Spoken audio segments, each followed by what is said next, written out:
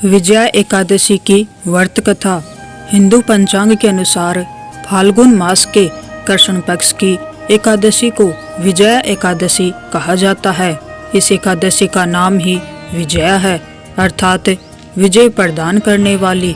यह एकादशी विशेष रूप से भगवान श्री हरि विष्णु को समर्पित है।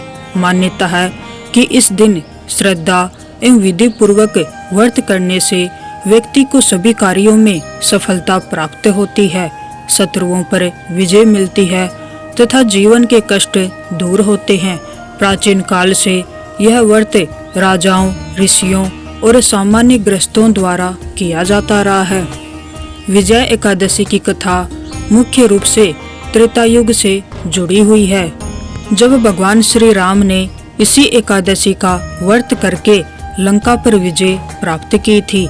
यह कथा न केवल धार्मिक दृष्टि से महत्वपूर्ण है, बल्कि ये हमें श्रद्धा, धैर्य और धर्म के मार्ग पर चलने की प्रेरणा भी देती है। चलिए कथा को शुरू करते हैं। त्रेता युग में अयोध्या के राजा दशरथ के पुत्र श्री राम अपनी पत्नी सीता और भाई लक्ष्मण के साथ वनवास में थे। वनवास के दौरान राक्षस राज रावण ने छल पूर्वक माता सीता का हरण कर लिया और उन्हें लंका ले गया। सीता की खोज करते करते श्री राम की भेंट हनुमान, सुग्रीव और वानर सेना से हुई। हनुमान जी के माध्यम से यह ज्ञात हुआ कि माता सीता लंका में अशोक वाटिका में बंदी हैं। श्री राम ने माता सीता को मुक्त कराने और अधर्म का नाश करने का संकल्प लिया। इसके लिए उन्हें लंका तक पहुंचना था, किंतु उनके और लंका के बीच विशाल समुद्र था। समुद्र पार करना अत्यंत कठिन प्रतीत हो रहा था। वानर सेना उत्साहित तो थी, पर मार्ग का कोई निश्चय उपाय नहीं दिख रहा था। समुद्र तट पर पहुंचकर श्री राम गहन विचार में पड़ गए। लक्ष्मण, सुग्रीव और अन्य वानर योद्धा भी चिंतित थे। समुद्र को पार किए बिना लंका पहुंचना असंभव था। श्री राम ने समुद्र देव से मार्ग देने की प्रार्थना की, परंतु 3 दिनों तक तपस्या करने पर भी समुद्र की ओर से कोई उत्तर नहीं मिला। तब लक्ष्मण ने क्रोधित होकर कहा कि बल प्रयोग द्वारा समुद्र को मार्ग देना चाहिए। श्री राम ने भी धनुष उठाया, किंतु तभी समुद्र देव प्रकट हुए और उन्होंने क्षमा याचना की। उन्होंने श्री राम को नल और नील द्वारा सेतु निर्माण का उपाय बताया। यद्यपि सेतु निर्माण का उपाय मिल गया था, परंतु युद्ध अत्यंत भयंकर होने वाला था। रावण जैसा शक्तिशाली और मायावी राक्षस, जिसकी तपस्या से स्वयं ब्रह्मा, विष्णु और महेश भी परिचित थे, उसे पराजित करना सरल नहीं था।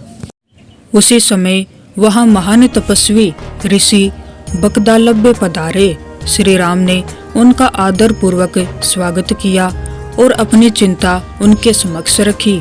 उन्होंने कहा, हे मुनिवर, मैं धर्म की रक्षा हेतु युद्ध करने जा रहा हूँ, परंतु मन में आशंका है। कृपा ऐसा कोई उपाय बताइए जिससे इस युद्ध में निश्चित विजय प्राप्त हो। ऋषि बकदालव्य श्री राम की विनम्रता और धर्म निष्ठा से अत्यंत प्रसन्न हुए। उन्होंने कहा, हे राम, फाल्गुन मास के कृष्ण पक्ष की एकादशी को विजया एकादशी कहा जाता है। यदि आप और आपकी सेना इस दिन विधि पूर्वक भगवान विष्णु का व्रत करे तो निश्चित ही आपको विजय प्राप्त होगी। ऋषि ने श्री राम को व्रत की संपूर्ण विधि विस्तार पूर्वक बताई। उन्होंने कहा कि एकादशी से एक दिन पूर्व अर्थात दशमी को सात्विक भोजन करना चाहिए और मन, वाणी तथा कर्म से शुद्ध रहना चाहिए। एकादशी के दिन प्रातः स्नान करके स्वच्छ वस्त्र धारण करें, फिर एक चौकी पर कलश स्थापित कर भगवान विष्णु की मूर्ति या चित्र स्थापित करें। भगवान को पीले पुष्प, तुलसी दल, धूप दीप नैवेद्य अर्पित करें और मंत्रों द्वारा उनका स्मरण करें। दिन भर उपवास रखते हुए भगवान विष्णु का ध्यान करें, उनके नाम का जप करें और रात्रि में जागरण करें। ऋषि ने यह भी बताया कि यदि पूर्ण उपवास संभव न हो तो फलाहार किया जा सकता है, परंतु मन पूर्णतः भगवान में लीन रहना चाहिए। ऋषि के निर्देशानुसार श्री राम, लक्ष्मण, सुग्रीव, हनुमान और समस्त वानर सेना ने विजय एकादशी का व्रत किया। समुद्र तट पर ही भगवान विष्णु की पूजा की गई। श्री राम ने पूरी श्रद्धा और विश्वास के साथ व्रत का पालन किया। रात्रि में श्री राम ने भगवान विष्णु से प्रार्थना की, हे जगन्नाथ, मैं किसी व्यक्तिगत स्वार्थ के लिए नहीं बल्कि धर्म की स्थापना और अधर्म के विनाश हेतु युद्ध कर रहा हूँ। कृपा मुझे इस कार्य में सफलता प्रदान करें। भगवान विष्णु श्री राम की भक्ति से अत्यंत प्रसन्न हुए और उन्हें आशीर्वाद दिया। विजय एकादशी के प्रभाव से अगले दिन ही सेतु निर्माण का कार्य अत्यंत सुगमता से होने लगा। नल और नील के नेतृत्व में वानर सेना ने कुछ ही दिनों में समुद्र पर सेतु बना दिया। यह सेतु आज भी राम सेतु के नाम से प्रसिद्ध है। सेतु पार कर श्री राम लंका पहुँचे। इसके बाद भीषण युद्ध आरंभ हुआ। कई दिनों तक चले युद्ध में रावण के अनेक शक्तिशाली पुत्र और योद्धा मारे गए। अंततः श्री राम ने रावण का वध किया और माता सीता को मुक्त कराया। इस प्रकार विजय एकादशी के व्रत के प्रभाव से श्री राम को युद्ध में विजय प्राप्त हुई और धर्म की स्थापना हुई।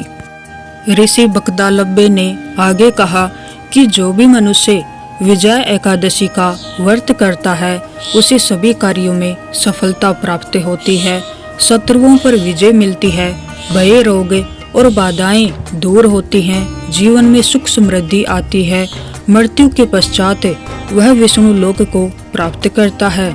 यह व्रत विशेष रूप से उन लोगों के लिए अत्यंत फलदायी माना गया है जो जीवन में संघर्ष, मुकदमे, शत्रु बाधा या बड़े निर्णयों से गुजर रहे हों।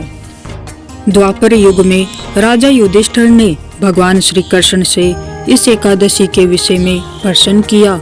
श्री कृष्ण ने भी यही कथा सुनाते हुए कहा कि हे राजन, यह एकादशी समस्त पापों का नाश करने वाली और विजय प्रदान करने वाली है। जो व्यक्ति श्रद्धा से इसका व्रत करता है वह कभी पराजित नहीं होता।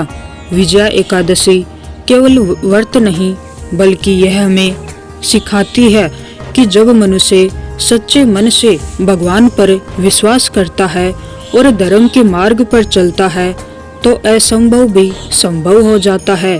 श्री राम जैसे मर्यादा पुरुषोत्तम ने भी इस व्रत का पालन किया, जिससे हमें इसकी महत्ता का अनुमान होता है।